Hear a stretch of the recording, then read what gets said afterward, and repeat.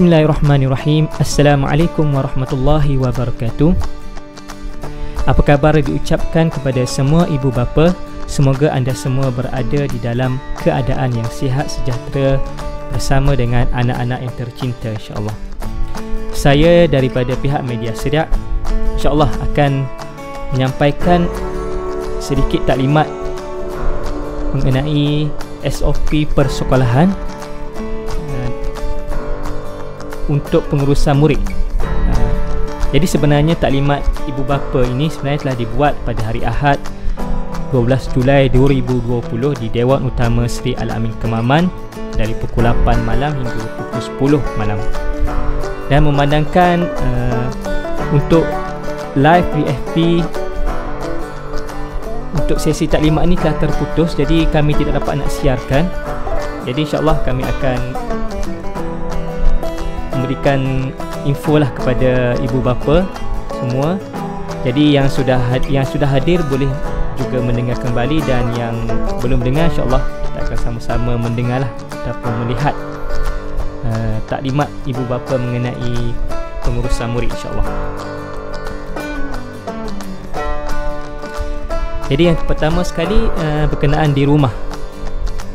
Jadi yang ini ibu bapa yang kena ambil perhatian. Jadi untuk ibu bapa kena pastikan anak-anak sihat dan tidak mengalami simptom-simptom seperti demam, sesema atau batuk. Jadi sebelum ibu bapa hendak membawa anak-anak ke sekolah, kena pastikan anak-anak tu betul-betul sihat. Pastikan juga anak-anak sudah bersarapan atau makan makanan yang ringan seperti roti, biskut, bijirin dan sebagainya sebagai alas perut di rumah. Okey, jadi kerana sesi persekolahan akan terus dimulakan, makanan berat akan disediakan oleh pihak sekolah menggantikan makanan tengah hari pada jam 10 dan 10.30 pagi. 10 bagi tahap 1 dan 10.30 bagi tahap 2. Jadi maksudnya sebab apa anak-anak itu perlu bersarapan? Kerana untuk menunggu untuk makan pada pukul 10 tu adalah satu jangka masa yang lama lah. Jadi seelok-eloknya anak-anak sudah bersarapan lah sebelum hadir ke sekolah, insyaAllah. Okey, seterusnya untuk murid-murid. Jadi murid-murid perlu datang ke sekolah bermula jam 7 pagi, antara jam 7 pagi hingga 7.40 pagi. Dan murid-murid tidak perlu memakai pelitup muka, mask, kecuali yang mempunyai penyakit seperti asma, lelah dan alergi. Okay, jadi jika murid-murid itu sihat, jadi tidak wajiblah ataupun tidak perlulah untuk memakai pelitup muka ataupun mask, kecuali yang mempunyai penyakit seperti yang telah disebutkan. Jadi peralatan yang perlu dibawa: alat tulis yang secukupnya dan buku-buku mengikut jadual. Jadi insya-Allah nanti jadual akan diberikan, dan murid-murid perlulah membawa alat tulis, itu adalah wajib lah, dan juga buku mengikut jadual. Yang kedua, air kosong secukupnya. Yang ketiga, sudu dan garfu, dan pastikan dituliskan namanya pada sudu dan garfu tersebut. Dan yang keempat, wet tisu ataupun wet wipes. Jadi ini adalah 4 peralatan yang perlu dibawa oleh murid untuk hadir ke sekolah, insya-Allah. Dan murid-murid tidak dibenarkan berkongsi barangan dengan murid lain. Ini adalah sangat penting. Jadi ibu bapa kena pastikanlah supaya anak-anak membawa barangan yang telah disebutkan di atas, kerana murid-murid memang tidak dibenarkan untuk berkongsi. Sudu ke, air ke, wet tisu ke, murid-murid hendaklah menggunakan barangan yang sendiri sahaja.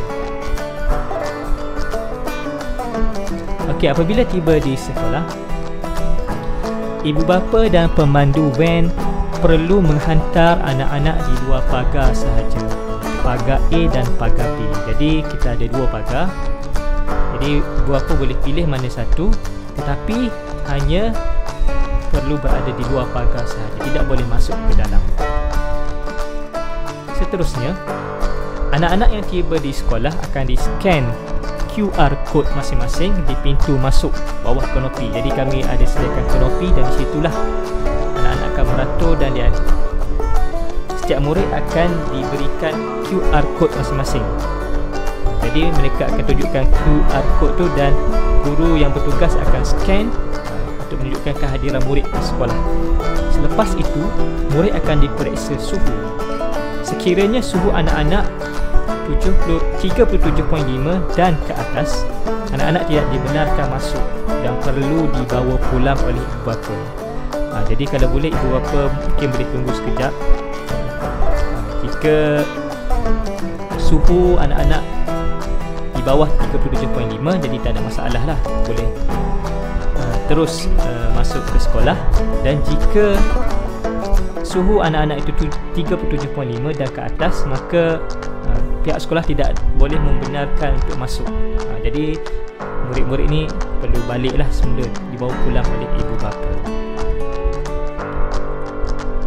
Okey, untuk pulang dari sekolah, jadi waktu persekolahan akan tamat pada pukul 1.30. Jadi maksudnya murid akan solat zuhur di rumah lah. Jadi dan ibu bapa perlu mengambil anak-anak tepat pada masanya dan jika boleh sebelum pukul 2 kerana sekolah perlu dikosongkan untuk proses sanitasi. Jadi selepas selesai sesi persekolahan, jadi guru-guru kelas akan melakukan sanitasi di kelas masing-masing. Dan apabila pukul 2, sekolah perlu dikosongkan. Jadi kalau boleh ibu bapa perlu datang sebelum pukul 2 lah untuk mengambil anak-anak di sekolah, insya-Allah. Ibu bapa boleh masuk untuk mengambil anak-anak, tetapi hanya boleh berada di bawah kubah pos sahaja. Dan di situ ada guru yang bertugas yang akan memanggil anak-anak apabila ibu bapa tiba untuk mengambil anak-anak.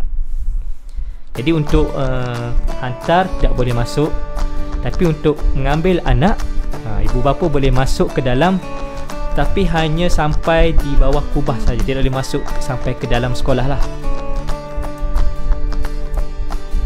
Okey, seterusnya, okey, 3 pintu pagar akan dibuka, iaitu pagar A dan B yang di hadapan yang masa masuk tadi untuk murid yang pulang dengan ibu bapa.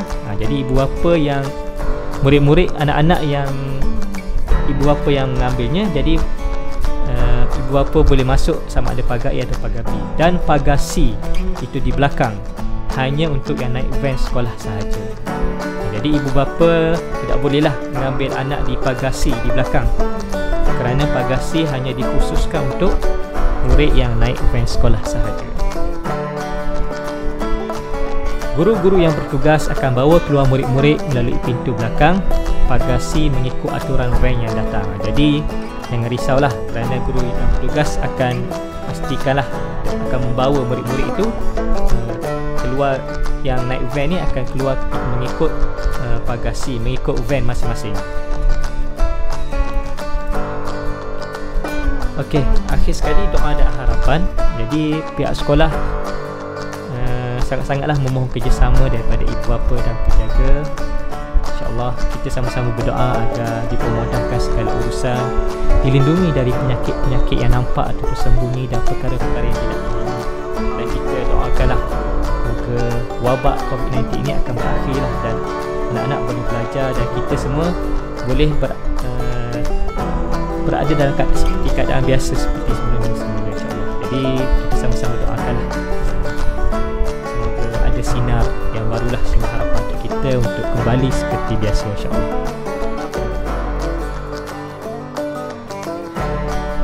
Jazakumullah khairan katsiran atas kesudian tuan dan puan ibu bapa yang sudi mendengar.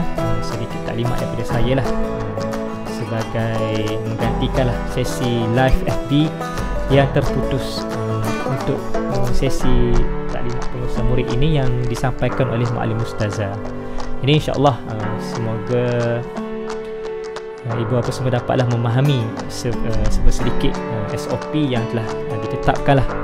Jadi sebenarnya SOP ini sebenarnya untuk kebaikan kita bersamalah. Sementara wabak COVID-19 ini masih lagi belum selesai, jadi selagi itulah SOP ini kita perlu laksanakanlah di sekolah. Itu kita panggil sebagai norma baharulah. Jadi insyaAllah semoga kita sama-sama dapat melakukan yang terbaik lah insyaAllah. Jadi sekian saja daripada saya. Wabillahi taufiq wal hidayah. Assalamualaikum warahmatullahi wabarakatuh.